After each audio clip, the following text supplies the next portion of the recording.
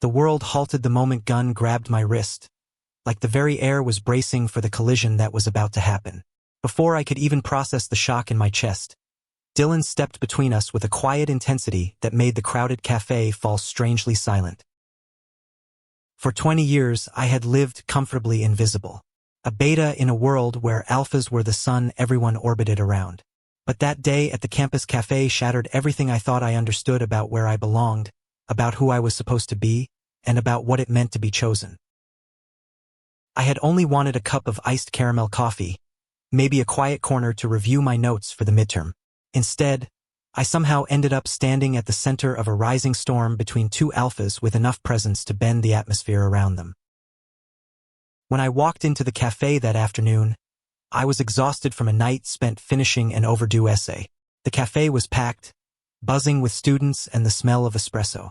I found a seat near the window, hoping to stay unnoticed. I recognized Dylan instantly because everyone recognized Dylan. He was the kind of alpha who could smile at anyone and make them feel seen, the one professors loved, and students naturally flocked to. But for all his brightness, he never seemed arrogant. His laugh spilled like warm sunlight, effortless and real. He was wiping down a table when he noticed me struggling with my backpack zipper. I hadn't even realized I had been wrestling with it for so long until he walked over. "Need help?" he asked softly. Just 2 words, but I felt my ears heat up. Yeah, maybe a little," I admitted awkwardly. He crouched down beside me and tugged the zipper smoothly, no resistance at all. He handed the bag back to me with a small smile that lodged itself somewhere under my ribs. There, it wasn't stuck. Someone stitched the lining wrong. Happens a lot with this brand. "All right, thanks." He nodded, but before he could say anything else, the door swung open behind us. Conversations dimmed. Footsteps heavy and controlled moved across the room. The air shifted, just enough for me to sense the presence of a particular type of alpha one who knew his effect on people and wielded it without apology. Gun. The campus troublemaker. The alpha with a reputation sharp enough to cut. Rumors followed him like shadows, and half of them were probably true. He never smiled unless it meant trouble for someone else. But for reasons I would only understand later, his steps faltered when his eyes landed on me. He didn't even acknowledge Dylan or the room full of people staring at him. He simply walked toward our table like he was drawn by an invisible force. "You're in my seat," he said. His voice was low, but not angry, more like he was stating a fact no one dared to question. "Your seat?" I blinked. "There are like 50 seats here." He stared at me for 2 seconds too long, and something flickered in his gaze, something assessing, curious, almost hungry. "Move." Before I could react, Dylan stepped beside me. No raised voice, no hostile posture, just a quiet, unyielding shield. "Yes, sitting here," Dylan said calmly. "And you don't own seats." Students nearby watched like a fight was about to break out. I could feel the tension tightening around us. Gunn tilted his head slightly, studying Dylan like he wasn't sure why this particular alpha was standing between him and what he wanted. "I wasn't looking for a fight," Gunn said. "I just want him to come with me." The words were strange, almost too personal. Students around us exchanged confused looks. Dylan's jaw tightened, and his hand brushed the edge of the table as if anchoring himself. "Why?" Dylan asked. Gunn's eyes flicked to me again. Something electric shot down my spine. "Just need to talk to him."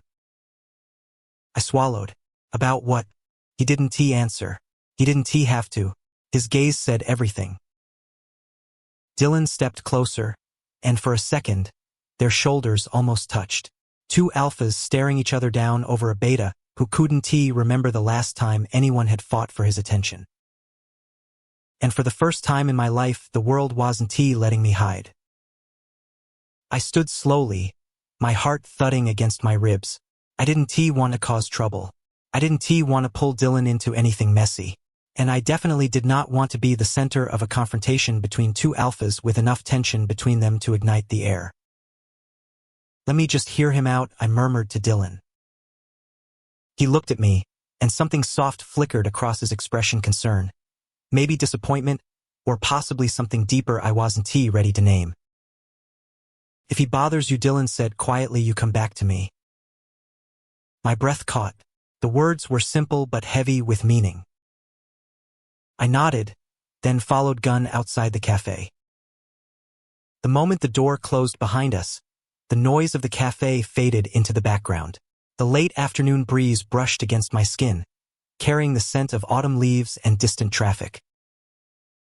Gunn stood a few steps away, staring at me with an unreadable expression. Why are you acting like this over a seat? I asked, trying to break the tension. It wasn't about the seat. He said it so plainly it took me a second to understand. Then what? He took a slow breath, his eyes never leaving mine.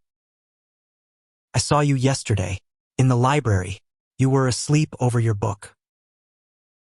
My cheeks burned. Great, so he saw that. So what? I asked, trying to keep my voice steady. Lots of people sleep there. You were peaceful. The word felt strange coming from him. Too soft, too vulnerable. I raised an eyebrow. You dragged me outside to tell me I looked peaceful while drooling on my textbook. Gunn didn't smile. Instead, he stepped closer, his gaze steady and unsettling. I don't know why, but I couldn't stop thinking about you.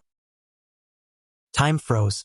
The breeze, the cars, the fading sun, everything dulled under the weight of his confession. You don't even know me, I whispered. I want to. His voice dropped lower, almost tender. I sucked in a breath, suddenly hyper-aware of how close he was. My heart hammered in my chest, not from fear but from something sharper, something dangerous. And then the door burst open behind us. Dylan stood there, eyes burning with something I had never seen from him before. Possessiveness. He walked toward us, slow but deliberate. Gunn didn't step back. Neither did I. This conversation is over, Dylan said quietly. Gunn's jaw clenched. You don't decide that. I decide that, Dylan snapped. He didn't yell, but the intensity in his voice rippled through the air. Gunn turned to me. You were listening. Dylan cut him off. He doesn't owe you anything. He wants to talk to me, Gunn said. No, I corrected softly. I want to understand what the hell is happening. They both turned to me like I had spoken magic words. I rubbed my temples. Look, I'm just a beta, a normal student. I'm not. I don't know what either of you think I am. Gunn stepped closer. You're not just anything. Dylan reached my other side. Yes, right. The world tilted. I stared between them, my pulse racing. This is ridiculous, I muttered. Alphas don't fight over betas. Dylan's voice softened. Then maybe we're both ridiculous. Gunn added, or maybe you're not just a beta to us. Something inside me cracked open. Some part of me that had always felt unseen, unnoticed, unremarkable. Why, I whispered. Their answers collided at the same time. Dylan, because you matter. Gunn, because I want you. Everything inside me shook. I took a step back, needing air, needing space, but both stepped forward instinctively like gravity tethered them to me. I lifted a hand, trying to steady my breath. Look, I need time, space. I don't understand what you two are even trying to say. This is too much. Dylan's voice was gentle. Then let us prove it to you slowly. No pressure, no expectations. Just let us be here. Gunn nodded once. I don't know how to be soft, but I'll try. My heart ached, confused and overwhelmed.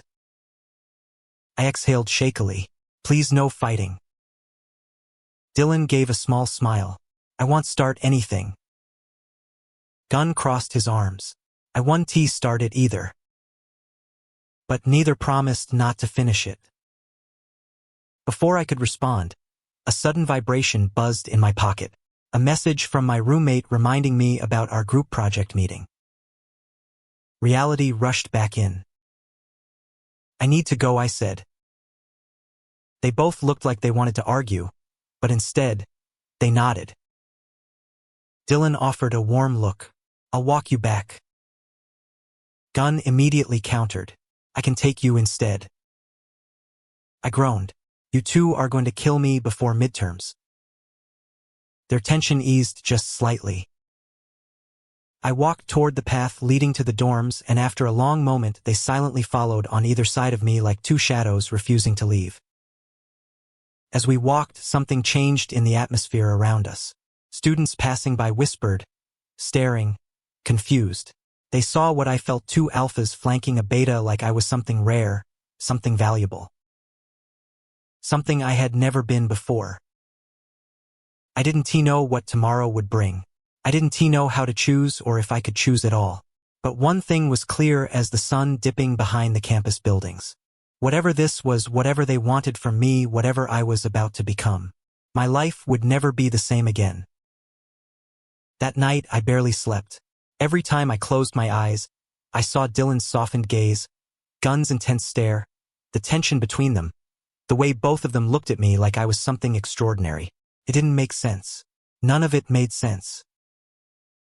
By morning, the campus felt different. Or maybe it was me who had changed.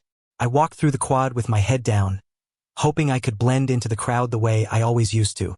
But whispers followed me, curious glances. People nudged each other when they saw me approach.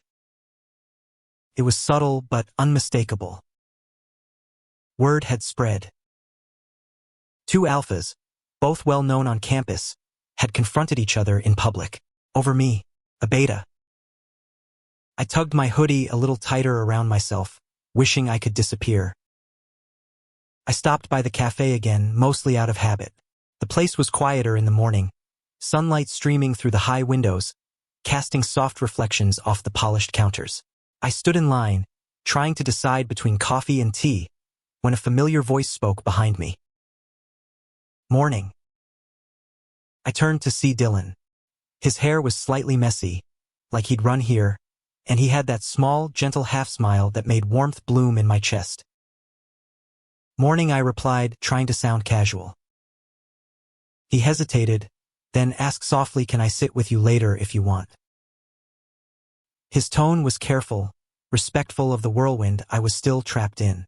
I appreciated that more than he probably knew. "Yeah," I said. "I think that'd be okay." His smile brightened a fraction. "Then I'll wait for you." He stepped away to help the barista restock cups.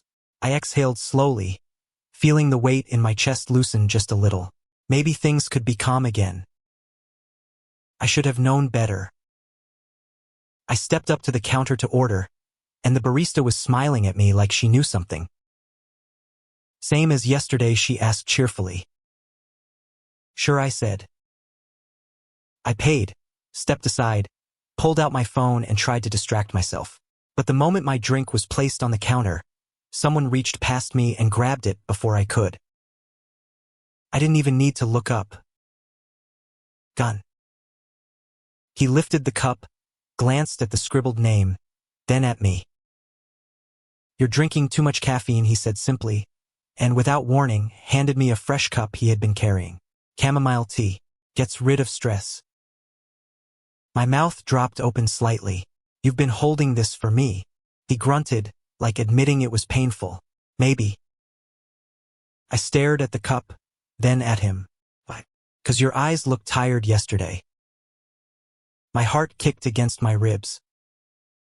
Before I could respond, a hand gently touched my shoulder. "Dylan." His voice was quiet but firm. "Hey, that's his drink."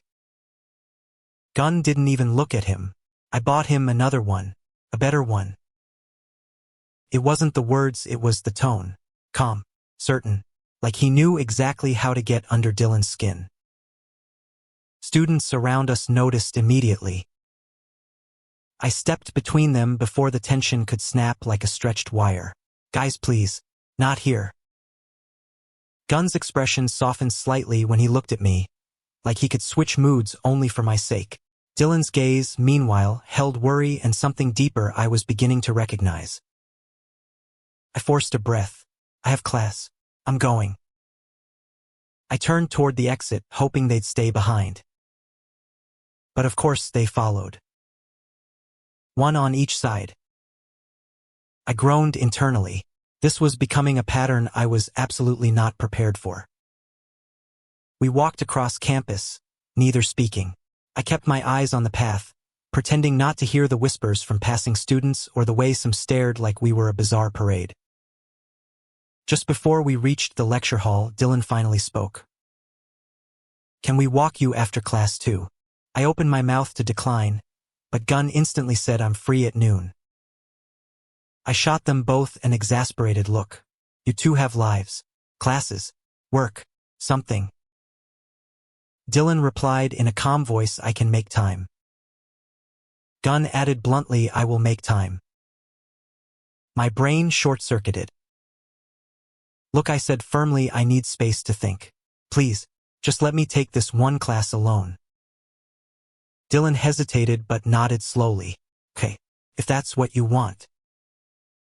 Gunn clenched his jaw, clearly unhappy, but after a long moment he muttered fine. But message me if someone bothers you. I frowned. Someone like who? He didn't answer. Neither did Dylan. They exchanged a brief look, though a silent agreement about something I didn't understand. I didn't have the energy to unpack it. I slipped into the lecture hall before either of them could say anything else. The 2-hour class was a blur. No matter how many times I tried to focus on the professor's voice, my mind kept drifting to the two alphas waiting outside like loyal, territorial wolves. When class ended, I hoped they might have left, maybe gotten distracted. Of course, they hadn't. They were standing side by side near a bench under a maple tree, the contrast between them so sharp it almost made me laugh. Dylan looked warm, approachable. Gunn looked like he would punch anyone who stepped too close. The moment I stepped outside, their attention snapped to me. I rubbed my face. You two seriously waited here the whole time? Dylan nodded. We said we'd walk with you. Gunn crossed his arms. You didn't tell us where you were going next. I blinked. So you were going to stay here until I came out? Yes, they said at the same time. My chest tightened with a mixture of irritation, disbelief, and an emotion I didn't dare name. We walked together in awkward silence until we reached the quad. The autumn breeze picked up, scattering red leaves across the stone path. It was Dylan who finally broke the quiet. There's something we should tell you. About yesterday. My stomach tightened. What something? Gunn exhaled sharply, almost like he hated admitting anything, but forced himself anyway. There's a reason we reacted the way we did. Why we noticed you. Dylan nodded gently. There's more going on than you think. Something you deserve to know. I swallowed, suddenly cold. Know what? Dylan looked at me with a tenderness that almost hurt. You're not just a beta. My breath hitched. Gunn added quietly, and someone else knows that too. Someone who might come looking. The world tilted beneath my feet. What are you talking about? I whispered. Dylan stepped closer, his voice barely above a breath. You're changing. And before I could ask what he meant, before I could demand an explanation, a sharp wind swept through the quad, carrying a scent that made both alphas go still. Their eyes darkened. Their shoulders tensed. Dylan whispered one word. He's here. And everything inside me froze. The air thickened instantly, as if the campus itself sensed something was wrong. Students around us slowed, confused, looking for the source of the sudden tension. A gust rolled through the quad, sending leaves spiraling upward in a frantic dance. Gunn's posture shifted, first his stance widening, shoulders angling protectively toward me. Dylan moved a half step closer, his hand brushing my arm so lightly I almost didn't feel it, but the gesture was deliberate, protective, urgent. I swallowed hard. Who's here? Neither answered immediately. They were too focused scanning the area with an instinct I had never seen from either of them before. Their eyes, usually warm or sharp or annoyingly intense, were now something else entirely alert, calculating, almost predatory. Then Dylan said very quietly, "Stay behind us." My heart hammered painfully. "Behind you, why?" But before either could respond, the crowd parted. Someone was walking through the quad like he owned the space, like the air bent subtly around him. A tall figure in a charcoal coat, dark hair swept back in a way that made him look both refined and dangerous. His stride was smooth, confident, and the moment he lifted his gaze, a shock ran through me. His eyes were amber. Not brown, not hazel. Amber. Unnatural, unsettling, hypnotic. He smiled when he saw me, not like someone amused, like someone satisfied. "There you are," he murmured. I froze. Dylan stiffened beside me. Gunn muttered a curse under his breath. They positioned themselves fully in front of me, now a complete shield. The man stopped several feet away, hands in his pockets, expression almost casual. "You're causing quite the commotion," he said lightly to both alphas. "The entire campus is buzzing. 2 alphas fighting over a beta. What a spectacle." His tone dripped with mockery, yet carried an unmistakable edge beneath it. Gunn stepped forward. "You need to leave." The man chuckled. "Relax.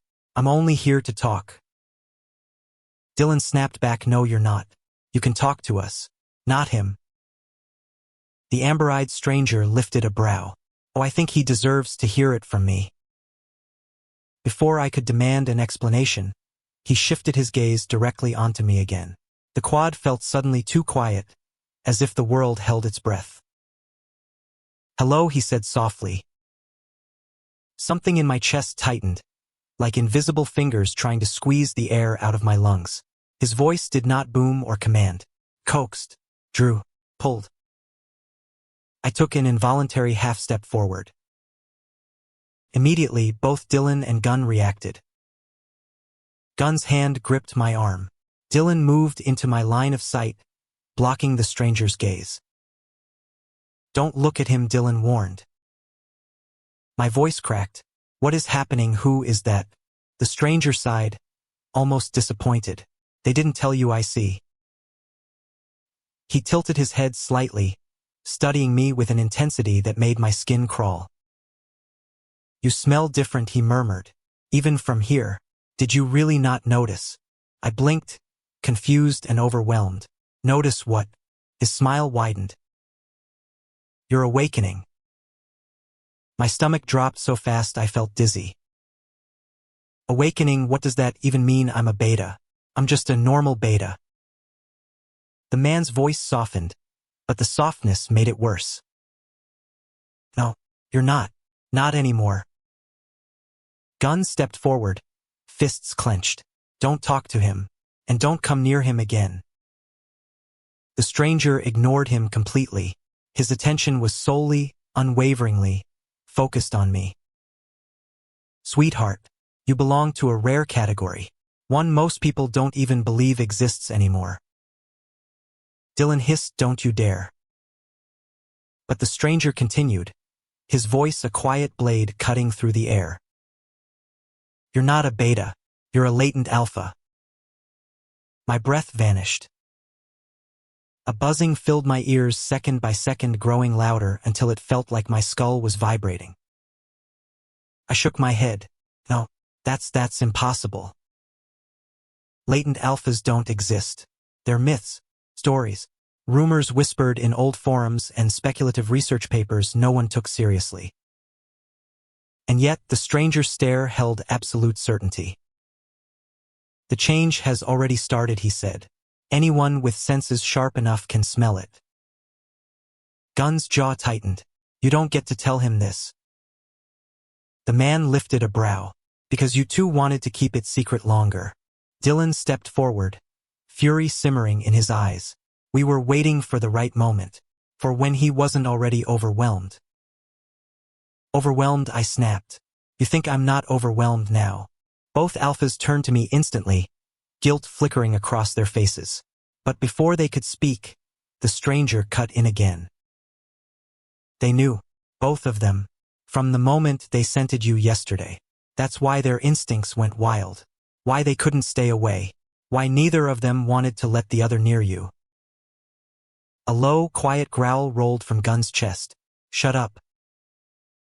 But my heart was racing too fast. My throat felt tight. Dylan's voice was gentle. We were trying to protect you. We didn't want to scare you, or force you to deal with too much at once. You should have told me, I whispered. He flinched. Gun ran a hand through his hair, frustrated and angry mostly at himself. We didn't know how. You were already dealing with enough. We wanted to wait until we were sure. The stranger's eyes glimmered with amusement. How noble. Dylan snapped, stop talking. But the man wasn't finished. I came to offer him something you can't. He turned to me. Answers. A chill rippled through me. Answers to what I whispered. He smiled in a way that made me want to run in the opposite direction. To who you really are, what you're becoming, and why alphas are reacting to you like this. Gun stepped between us entirely, posture bracing for a fight. You're not taking him anywhere. Taking me, I echoed. The stranger lifted his hands, mockingly peaceful. I didn't say I'd take him, but if he asks for guidance, he'll get it. Guidance, I repeated numbly. The more he spoke, the more the world felt foreign, like the ground could crack open beneath me any moment. The stranger finally stepped back, eyes lingering on me with a chilling certainty. You can't hide his nature forever, and when the shift completes, well, you'll need someone who knows how to handle it. Dylan moved closer protectively. He has us. The man's amber eyes gleamed. Then I hope for your sake that's enough. He turned, coat sweeping behind him, and began to walk away. But before he vanished into the crowd, he called back over his shoulder. When you're ready to hear the truth, come find me. Then he disappeared. The moment he was gone, the tension snapped all at once, leaving me breathless. My knees almost buckled, and Dylan grabbed my arm quickly. Hey, breathe, he urged. Gun moved to my other side, eyes still scanning the area as if expecting the stranger to return. Damn it, he shouldn't have told you like that. My voice came out thin and cracked. Is it true? Neither alpha spoke. The silence was answer enough. I stumbled back a step. My hands trembled. A latent alpha. Me. It didn't feel real. Didn't feel possible. I felt like I was breaking apart from the inside. Why didn't you tell me? I whispered again. Dylan's voice cracked. We didn't want you to feel alone. Gun added, or scared. Too late, I murmured. I'm already terrified. Both of them moved closer at the same time, voices overlapping with the same desperate urgency. We won't let anything happen to you. But I wasn't sure anyone could protect me now. Not from what was happening outside. Not from what was waking up inside me.